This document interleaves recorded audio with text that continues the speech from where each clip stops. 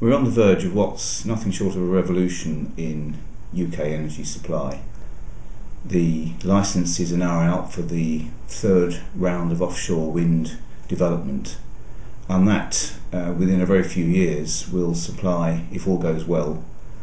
32 gigawatts installed of offshore wind, accounting for perhaps 20 to 25% of UK electricity, and that is a phenomenal turnaround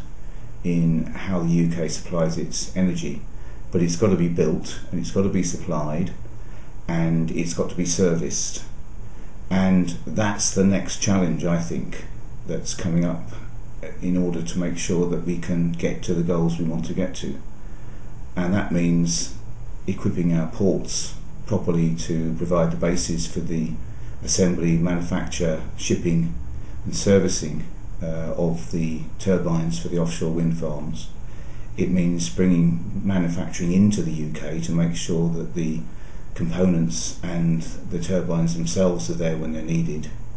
And it means having the supply chains that are necessary to make sure that all those turbines get built in the time that they need to be built in and serviced once they're there. So that's the next big challenge,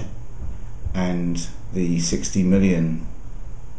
offshore wind challenge fund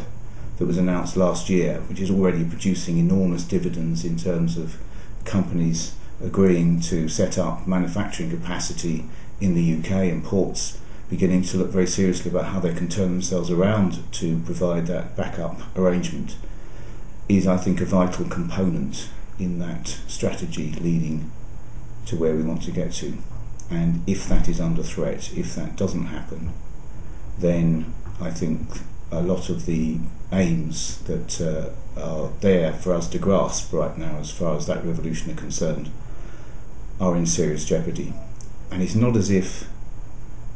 it's £60 million thrown into a pool with the hope that something will happen as a result. We know, for example, that the leasing already coming from the offshore wind farms, the phase 3 wind farms coming to the Crown Estate, will produce a very substantial input to the Treasury directly, as well as all the indirect benefits that will stem from UK manufacturing, UK servicing, and of course the wind farms themselves. So it is a vital pump priming measure. It is just pump priming because of the value added that will come from the scheme, the schemes as they develop. And I think it's, perhaps to strain a metaphor, a drop in the ocean in terms of what is in store for us as far as offshore wind is concerned, but it's vital it goes ahead.